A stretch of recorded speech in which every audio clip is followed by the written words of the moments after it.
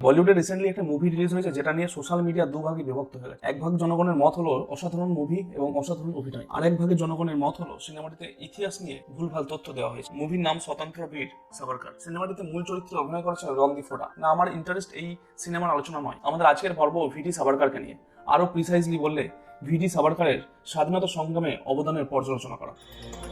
1883 সালের 28 মে মহারাষ্ট্রের নাসিক জেলায় জন্ম হয় ভিডি সাভারকারের। ছোটবেলা থেকেই তিনি ছিলেন দুরন্ত। 1903 সালে নাসিকে ভিডি সাভারকার তার দাদা গণেশ সাভারকারকে নিয়ে মিত্র মেলা নামে একটি সংগঠন তৈরি করেন, যা ছিল সেই সময় সুপ্ত সংগ্রামী সংস্থা। 1906 সালে এই মিত্র মেলায় অভিনব ভারত সোসাইটি নামে আত্মপ্রকাশ করে। এই সোসাইটির মূল মন্ত্রই ছিল ব্রিটিশ রাজ খতম করে হিন্দু ধর্ম প্রতিষ্ঠা করা। সাভারকার পুনের কলেজে পাঠরত অবস্থায় সক্রিয় রাজনীতির সঙ্গে যুক্ত হন। তিনি সেই সময়কার র্যাডিক্যাল নেতা লোকমান্য তিলকের দ্বারা প্রচন্ড প্রভাবিত ছিলেন। এই তিলকই সাভারকারের জন্য শিবাজি স্কলারশিপের ব্যবস্থা করে দেন, যা নিয়ে তিনি লন্ডনে ল পড়তে যান। লন্ডনে থাকাকালীন V D Savarkar free India society বা ইন্ডিয়ান হাউসের মতো সংস্থাগুলোর সঙ্গে যুক্ত হন। সেই সময় তিনি the Indian war of independence নামে একটি বই লেখেন, যা 1857 মহাবিদ্রোহের উপর বেশ করেছিল। তবে ব্রিটিশ সরকার এই বইটিকে ব্যান করে সেই সময়। ইতালির জাতীয়তাবাদী নেতা মাজ্জিনির দ্বারাও তিনি প্রচন্ড প্রভাবিত ছিলেন। এমনকি মাজ্জিনির বায়োগ্রাফিও তিনি মারাঠিতে ট্রান্সলেট করেছিলেন। সালটা 1909 Madanlal Dhingra Lord Curzon Wyllie নামক এক ঔপনিবেশিক অফিসারকে গুলি করে হত্যা করে। এই ধিংরা ছিল ভিডি সাভারকারের সহপাঠী। তাকে জাতীয়তাবাদী আন্দোলনের জন্য উদ্বুদ্ধ করেছিলেন সাভারকারী। এই হত্যাকাণ্ডে নাম জড়ায় সাভারকারেরও। তিনি নাকি ধিংরাকে পিস্তল দিয়ে সাহায্য করেছিলেন, তবে সাক্ষ্যের অভাবে প্রমাণিত হয় না। লন্ডনে থাকাকালীন সাভারকার বিভিন্ন অফিসারের হত্যার কনস্পিরেসিতে যুক্ত থাকার অভিযোগে অভিযুক্ত হন। 13 মার্চ 1910 লন্ডন থেকে তাকে গ্রেপ্তার করে ব্রিটিশ পুলিশ। তার বিরুদ্ধে ব্রিটিশ সরকার আর্মস ডিস্ট্রিবিউশন, উস্কানিমূলক বক্তৃতা, সরকারের বিরুদ্ধে যুদ্ধে উৎসাহ দেওয়ার মতো অভিযোগ আনে। ব্রিটিশ গভর্নমেন্টের অভিযোগ অনুযায়ী তিনি 20টি হ্যান্ড গান স্মাগল করে ভারতে পাঠিয়েছিলেন। পিস্তলগুলির একটি ব্যবহার করে আনন্দ লক্ষ্মণ কানহারে 1909 সালে নাসিকের ডিস্ট্রিক্ট জাজ এএমআই জ্যাকসনকে হত্যা করেছিল। স্বভাবতই নাসিক কনস্পিরেসি কেস 1910-এ তিনি যুক্ত থাকার অভিযোগে অভিযুক্ত হন। বোম্বে কোর্ট তাকে যাবজ্জীবন কারাদণ্ডে দণ্ডিত করে এবং তাকে সেলুলার জেলে ট্রান্সপোর্ট করা হয়। দেখুন, ভিডি সাভারকারের জীবনটাকে যদি আমরা দুটি লেয়ারে ভাগ করি, তাহলে প্রথম লেয়ারটি পাবেন সেলুলার জেলে আসার আগের জাতীয়তাবাদী সংগ্রামী হিসাবে বা জাতীয়তাবাদী সৈনিক হিসাবে ভিডি সাভারকার, এবং দ্বিতীয় লেয়ারটিতে দেখা যায় ভিডি সাভারকারের মার্সি পিটিশন লেখা এবং ব্রিটিশদেরকে দ্বিতীয় বিশ্বযুদ্ধে সাহায্য করা এবং সর্বোপরি জাতীয়তাবাদীর পথ ছেড়ে হিন্দুত্ববাদের পথ অবলম্বন করা। 30 আগস্ট 1911 সালে ভিডি সাভারকার প্রথমবার মার্সি পিটিশন লেখেন বা ক্ষমাপত্র লেখেন ব্রিটিশ সরকারকে, যা 3 সেপ্টেম্বর 1911 রিজেক্ট হয়ে যায়। এরপর 1913 সালের 14 আগস্ট তিনি দ্বিতীয়বার মার্সি পিটিশন লেখেন। তিনি তার ক্ষমাপত্রে নিজেকে মিসলিডেড সন্তান বলে বর্ণনা করেছেন এবং তিনি বলেন যদি তাকে মুক্তি দেওয়া হয়, তিনি এই দেশে তার মতো যারা মিসলিড হয়ে আছে যে সন্তানরা, তাদেরকে বা তার অনুসরণরত যারা আছে তাদেরকে আবার সঠিক পথে নিয়ে আসবেন এবং সময় মতো সরকারকে সাহায্য করবেন। তবে সেই সময় পিটিশন রিজেক্ট হয়ে যায়। এরপর সাভারকার 1917 এবং 1920-তে আরো দুটি মার্সি পিটিশন লেখেন। অনেকবার মার্সি পিটিশন লেখার পর 6 জানুয়ারি 1924 সালে তাকে মুক্তি দেয় ব্রিটিশ সরকার। তখন সম্পূর্ণভাবে তাকে মুক্ত করেনি। 1937 সাল পর্যন্ত তাকে রত্নাগিরি ডিস্ট্রিক্টের মধ্যে নজরবন্দি করে রাখা হয়েছিল। 1937-এ তিনি সম্পূর্ণভাবে মুক্ত হন। সাভারকার মুক্ত হওয়ার পর বুঝতে পারেন স্বাধীনতা সংগ্রামের পথ অনেক কঠিন হয়ে গেছে। অনেক স্বাধীনতা সংগ্রামী আত্মবলিদানের মাধ্যমে হিরোতে পরিণত হয়েছে দেশবাসীর কাছে। তিনি বুঝতে পারেন যে তার নিজেকে জনগণের সামনে অপরিহার্য করতে একটাই উপায়, হিন্দুইজমকে বা হিন্দুত্বকে বারবার তুলে ধরা। তিনি পলিটিক্সকে ধর্মের সঙ্গে জুড়ে দিয়ে এক্সট্রিম পর্যায়ে নিয়ে যান। তার নারা ছিল অখণ্ড ভারত এবং হিন্দু রাষ্ট্র। তিনি বলতেন ভারতবর্ষ শুধুমাত্র হিন্দুদেরই বাসস্থান। তবে অনেকেই মনে করেন যে তার এই হিন্দু প্রীতি বা মুসলিম বিদ্বেষ এগুলি সবই ছিল লোক দেখানো বা নিছকই পলিটিক্যাল এজেন্ডা, কারণ পরবর্তীকালে সরকার গঠনের জন্য মুসলিম লীগের মতো পার্টিদেরই হাত ধরেছিলেন। 1 আগস্ট 1938 পুনেতে 20,000 শ্রোতার সামনে তিনি বক্তব্য দেন যে জার্মানি নাজিজম এবং ইতালির ফ্যাসিজমকে তিনি সম্পূর্ণরূপে সমর্থন করেন।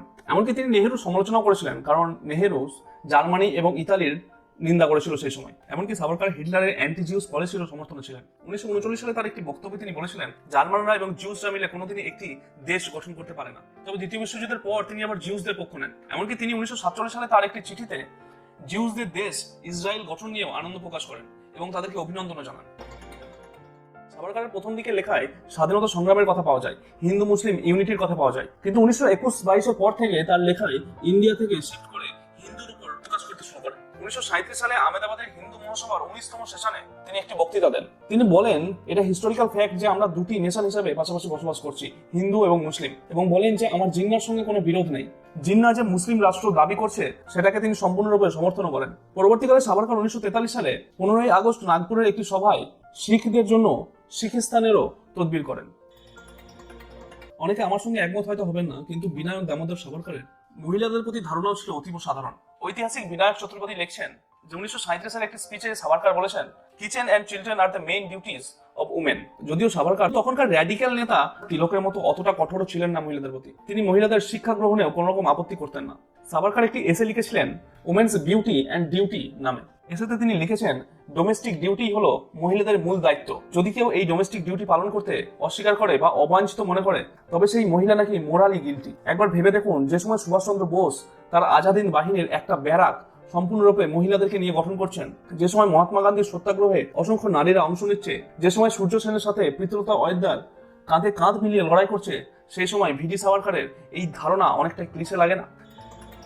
যখন দ্বিতীয় বিশ্বযুদ্ধ শুরু হয়, তিনি ছিলেন হিন্দু মহাসভার প্রেসিডেন্ট। তিনি স্লোগান দিয়েছিলেন, হিন্দুয়াইজ অল পলিটিক্স অ্যান্ড মিলিটারাইজ হিন্দুডম। তিনি এই বিশ্বযুদ্ধে ব্রিটিশদেরকে সঙ্গ দিয়েছিলেন। সাভারকারের হিন্দু মহাসভা হিন্দ মিলিটারাইজেশন বোর্ড নামে একটি সংস্থা গঠন করে, যেখানে আর্ম ফোর্সেসের জন্য সৈন্য নিয়োগ করা হতো, যারা পরবর্তীকালে দ্বিতীয় বিশ্বযুদ্ধে ব্রিটিশ সৈন্যের পক্ষ থেকে লড়াই করবে।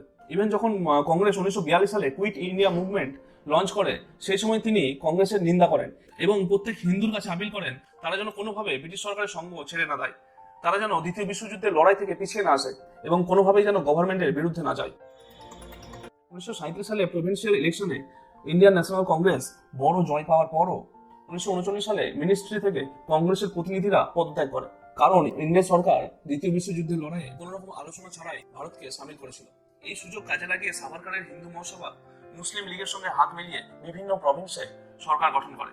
সিন্ধে গোলাম হিদায়তুল্লাহর হাত ধরে সরকার গঠন করে ভিডি সাভারকারের হিন্দু মহাসভা।